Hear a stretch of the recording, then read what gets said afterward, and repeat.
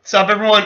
Welcome to the Power Play with CJ. We're focusing on the Winnipeg Jets locking up Nikolaj Ehlers to a 7-year deal worth an average annual value of $6 million a year for a total of $42 million, if my math is correct. And it sometimes is. This is a fucking cool of a deal. If you think about it, 64 points last year in his second year in the NHL, 21 years old. He's only going to get better. And you look at what they've locked up him and Mark Scheifele for, a total of $13 million for the two of them for the next however many years. That's good. I mean, I don't got to tell you guys that, but that's ideal. That gives them some cap space because they're going to have to lock up Line next year. Well, I mean, technically 2 years because it's a 3-year ELC. It's 2019, but their best bet is to sign him as soon as they can. This time next year when he's eligible. And, again, I think you just look at, what they've got going on in Winnipeg, and they've got some really good young talent coming together up there. I mean, Line 36 goals as a rookie. Any other year he wins the call there, but Austin Matthews had that happen.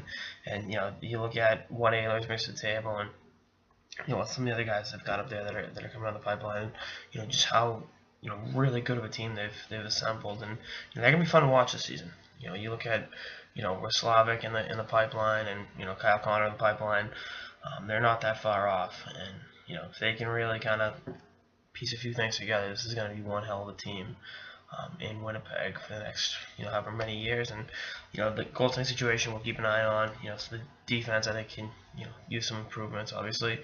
But, this is going to be a really fun team to watch throughout the course of the season. And they will challenge for a playoff spot in the West. That I do promise you.